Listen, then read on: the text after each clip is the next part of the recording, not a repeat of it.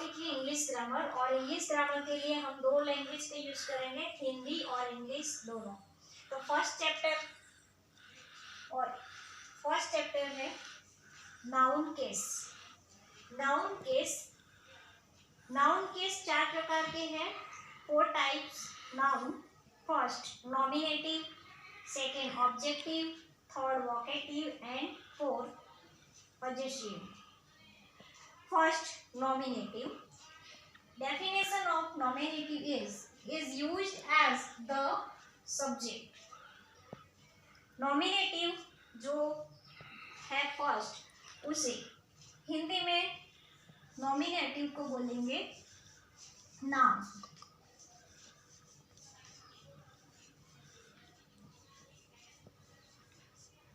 जब भी हम ग्रामर में सब्जेक्ट के ऊपर कोई भी सेंटेंस बनाएंगे तो वो कहलाएगा nominative. For example, first Ram went to market. Ram went to market. First nominative is used as the subject.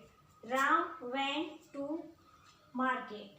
Ram is a subject. Went जिसे बोलते हैं कर्म यानी क्रिया। तो यहाँ पर जो सेंटेंस लिखा उसमें है राम मार्केट गया। तो यहाँ पर जो क्रिया है वो है जाने की क्रिया, और उसमें सब्जेक्ट है राम। तो यहाँ पर नॉमिनेटिव सेंटेंस में एक एग्जांपल मैंने आपको समझाया। अब यहाँ पर आपको सिर्फ मैं यहाँ क्रिया बता रही हूँ, और आपको अपनी तरह से जो भी सेंटेंस बनाने हैं वो खुद जोड़ने होंगे।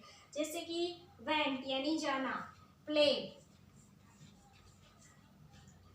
उसमें से भी हम सेंटेंस बना सकते हैं। For example, Mehul play in ground.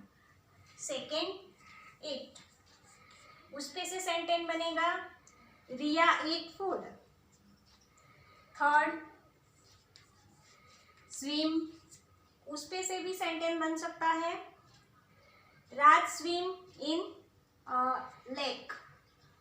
The first is a nominative, is a complete. Now second,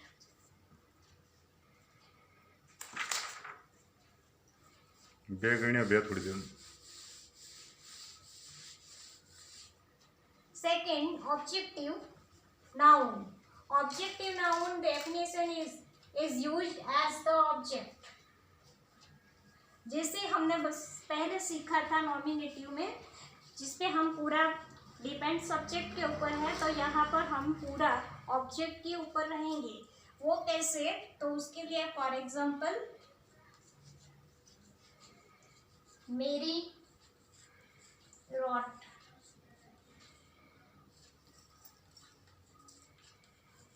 letter, यहाँ पर भी सब्जेक्ट मेरी है और रोट लेटर। रोट यानी कर्म, वो क्या कर्म कर रही है? तो लिखने का कार्य कर रही है। मेरी रोट लेटर। पूरा नाउन ऑब्जेक्टिव है, मतलब ऑब्जेक्ट के ऊपर डिपेंडेंट है।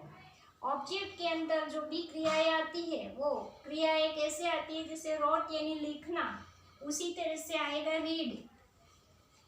तो यहाँ पर आप रीड के माध्यम से बनाएंगे। उसके लिए आपको कोई भी एक वर्ड्स लेना होगा। जैसे मेरी है, उसकी जगह आप दूसरा नाम ले सकते हैं, जैसे रसीमा रीड अ न्यूज़पेपर। उसी तरह से रोट लिखना, रीड पढ़ना, सिंग गाना, उस पे से भी आपको सेंटेंस बना सकते हैं।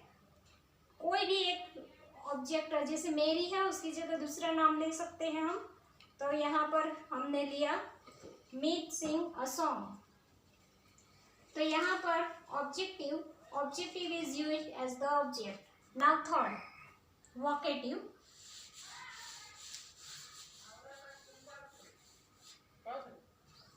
Vocative, definition of vocative noun is used as the addressing. Addressing मतलब कि हम जब भी किसी को कोई कार्य के लिए कोई स्पेशली एड्रेस बताते हैं उसके लिए वोकेटिव नाउन यूज होता है। फॉर एग्जाम्पल कम ऑन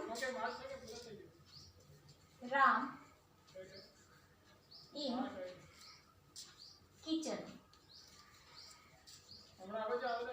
ये जो सेंटेंस बनाया यहाँ पर हमने कम ऑन राम यानी कि राम को आने के लिए बोला है, तो ये है हमारी क्रिया। और यहाँ पर क्रिया है राम को बुलाया गया, राम कम ऑन राम, राम कहाँ पर आएगा तो किचन, यानी कि ये है एड्रेसिंग।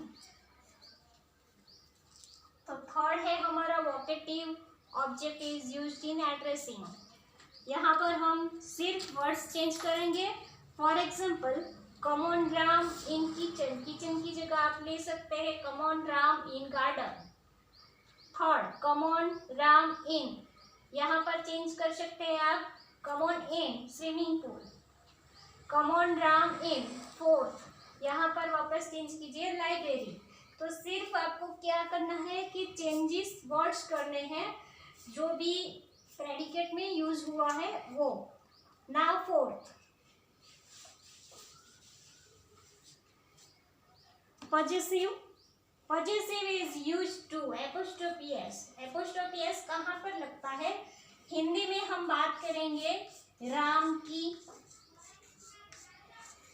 किताब, पर्टिकुलर यहाँ क्या लगा की, और उसी के लिए हम यही बात इंग्लिश में दोहराएंगे तो उसके लिए आएगा कि Ram's book. Simple use possessive is used apostrophe S, Ram की किताब, तो यहाँ पर आएगा कि राम्स बुक।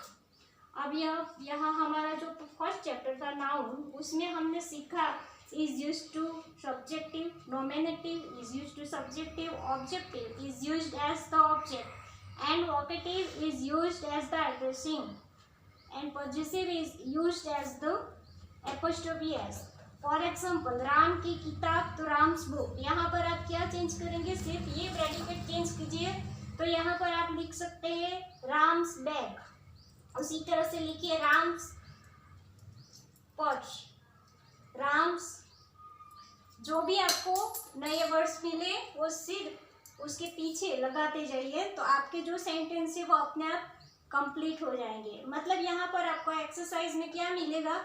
आप यहाँ पर नॉमिनेटिव के 5 सेंटेंस, ऑब्जेक्टिव के 5 सेंटेंस, वोकेटिव के 5 एंड पजेसिव के 5, टोटल 20 सेंटेंस कंप्लीट कर सकते हैं। तो हम फिर मिलेंगे अगले पीरियड में, तब तक ये चैनल सब्सक्राइब कर लीजिए।